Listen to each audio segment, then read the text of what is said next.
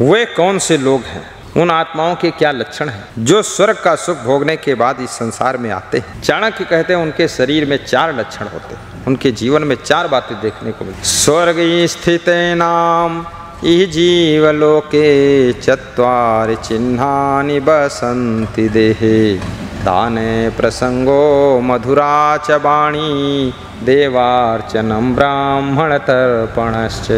स्वर्गे स्थितानां इह जीवलोके चत्वारि चिह्नानि बसन्ति देहे दाने प्रसंगो मधुरा च वाणी देवार्चनं ब्राह्मणतर्पणश्च देवार्चनं ब्राह्मणतर्पणश्च। 4 लक्षण जिसके शरीर में होते हैं वो समझ लो स्वर्ग का सुख भोग करके वो आत्मा आई हुई। नंबर 1 दान प्रसंग, वो दानी होगा, दान करता होगा, दान करने में उसको रुचि होगी, दान करने में आनंद आता होगा। नंबर 2 मधुराचा वाणी, उसकी वाणी बहुत मीठी होगी, मिष्ट होगी, सुमिष्ट होगी और ऐसा बोलेगा लगेगा कि अमृत वाणी ही है। दान प्रसंगो मधुराच वाणी देवार्चनम, और देवी और देवता जैसे जिनके स्वभाव हैं, लक्षण हैं, गुण हैं, उनकी वो अर्चना करेगा, वंदना करेगा, पूजा करेगा, सम्मान करेगा। देवी देवता जैसे प्रतिभाओं का आदर करेगा।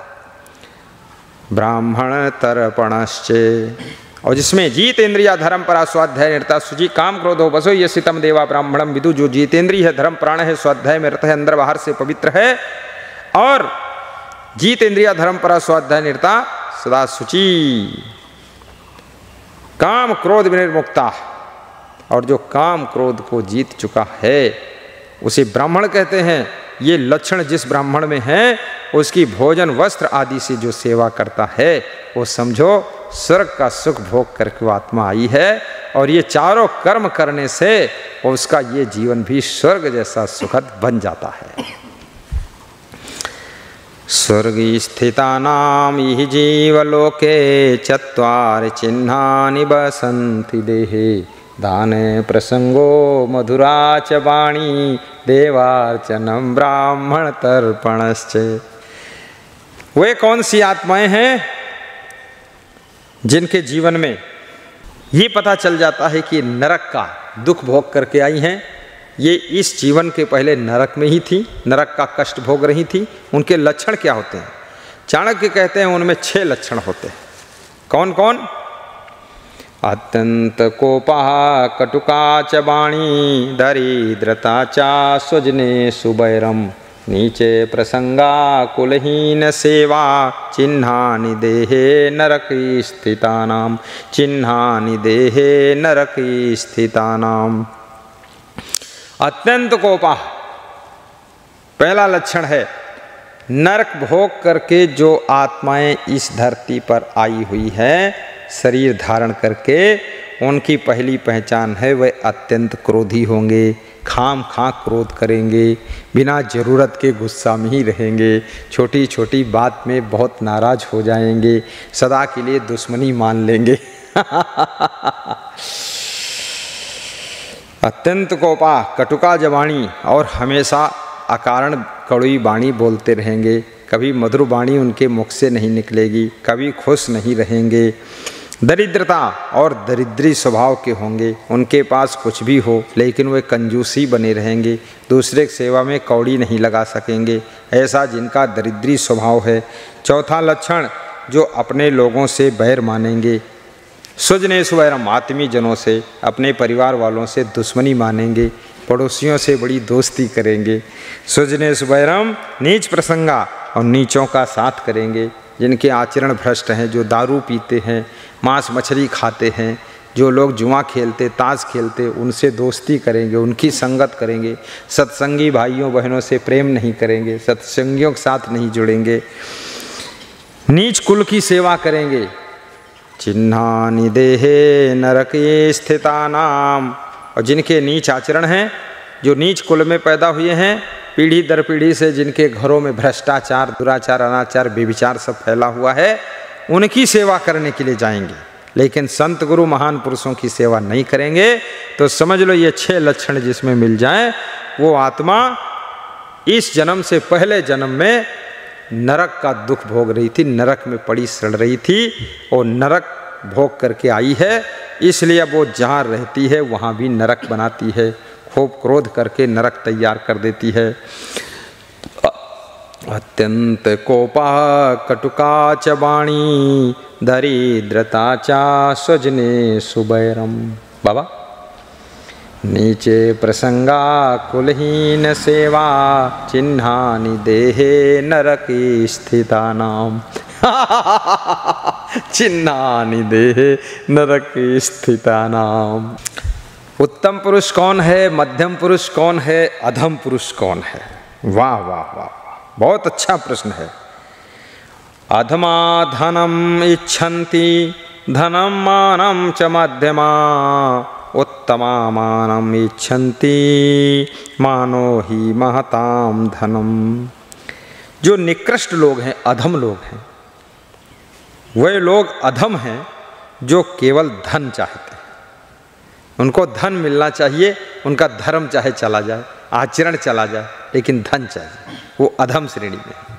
मध्यम श्रेणी में वह हैं जो धन भी चाहते हैं और सम्मान भी चाहते हैं, वह मध्यम श्रेणी के हैं। और उत्तम कोटि के वह मनुष्य हैं जो केवल सम्मान से जिंदगी जीना चाहते हैं, धन कम रहे या ज़्यादा रहे लेकिन सम्मान सदैव बना रहे, वे उत्तम कोटि के होते हैं। मानो ही महताम धनम, क्योंकि मान इज्जत ही बड़ों का धन होता है। इज्जत से बड़ा कोई और धन नहीं है, और जिसके पास इज्जत है उससे और कोई बड़ा नहीं। इज्जत से बड़ा कोई धन नहीं है। मान सम्मान इज्जत से प्रतिष्ठा से बड़ा कोई धन नहीं है। यश और कीर्ति से बड़ा कोई धन नहीं है। और याद रखना, जिसका यश और कीर्ति संसार में है उससे फिर दूसरा कोई और बड़ा भी नहीं। इसलिए अधम कौन है? जो केवल धन की इच्छा रखता है, अपने चरित्र को खो देता है धन के लिए। अधमा धनम इच्छन्ति धनम मानम चा मध्यमा। और मध्यम पुरुष, जो मध्यम श्रेणी के लोग हैं, धन और सम्मान दोनों चाहते हैं। अधम श्रेणी के लोग सम्मान भले चला जाए लेकिन धन नहीं जाना चाहिए, तो धन को पकड़ के रखते हैं। लेकिन उत्तम कोटि के लोग जो होते हैं वह केवल सम्मान की इच्छा रखते हैं। धन भले खर्च हो जाए या धन जाए तो जाए, लेकिन अपनी इज्जत, अपना यश, अपनी कीर्ति, अपना सम्मान, अपना नाम वो बचा कर रखते हैं। वो उत्तम कोटि के कहलाते हैं, क्योंकि सम्मान ही बड़ों का धन होता है, इज्जत ही बड़ों का धन होता है। बोलिए सद्गुरु भगवान की जय। पुष्पे गंधस्तिले तैलम काष्ठे वहिन्नी पयोघृतम इच्छो गुणम तथा देहे पश्चात मानम विवेकतः। जैसे गन्ने के अंदर गुड़, इच्छो गुणम, पुष्पे गंधस, फूल में गंध, तिल में तेल, लकड़ी में आग, दूध में मक्खन घी छिपा होता है। ज्यों तिल माही तेल है चकमक माही आग, तेरा साईं तुझ में जाग सके तो जाग। कस्तूरी कुंडली बसे मृग ढूंढे बन माही, ऐसे घट घट राम है दुनिया जाने नाही। आत्मज्ञान बिना नर भटकें, कोई मथुरा कोई काशी, मुहि सुन सुन आवे हाँसी, पानी में मीन पियासी, मुहि सुन सुन आवे हाँसी। आत्मज्ञान बिना नर भटकें, कोई मथुरा कोई काशी, जल बिच कमल कमल बिच कलियाँ, तापर भंवर निवासी। ओ सो तेरे घट माही विराजय, परम पुरुष अविनाशी, पानी में मीन पियासी, मोहि सुन सुन आवत हाँसी, मोहि सुन सुन आवत हाँसी। पानी में मीन पियासी, मोहि सुन सुन आवत हाँसी।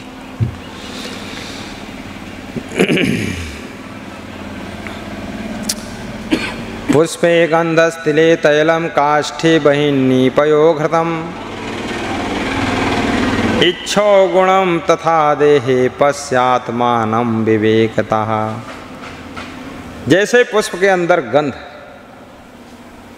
पुष्पे गंधम तिलम तैलम, तिल के अंदर तेल, लकड़ी के अंदर आग, दूध के अंदर घी, गन्ने के अंदर गुड़ शक्कर होती है लेकिन दिखाई नहीं देती है। एक क्रिया करने के बाद एक प्रक्रिया के द्वारा वो निकल कर बाहर आती है। ऐसे ही तथा देहे पश्चात्मानं विवेकतः, तुम्हारे शरीर के अंदर ही वो आत्मा रूपी परम तत्व बैठा हुआ है।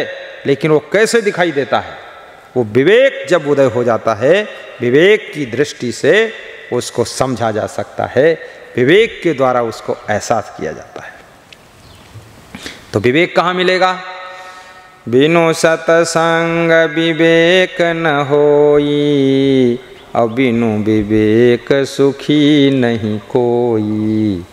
बिनु विवेक सुखी नहीं कोई, और बिनु सतसंग विवेक न होई।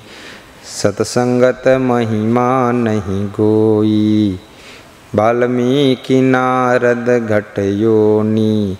निज निज मुखन कही निज होनी, सोई भरोस मोरे मन आवा। को न सुसंग बड़ापन पावा, बिनु सतसंग विवेक न होई। बिनु विवेक सुखी नहीं कोई। विवेक, बिनु विवेक कोई ना सुखी, बिना किए संतोष। सबको देखो हाल, यह पढ़े अपढ़ मन कोश। बुद्धिर्यस्य बलम तस्य निर्बुद्धेश्च कुतो बलम। बने सिंहो मदोन्मत्तो जम्बुकेन निपातितः। जो बुद्धिमान है वही बली है, बुद्धिहीन को बल कहाँ।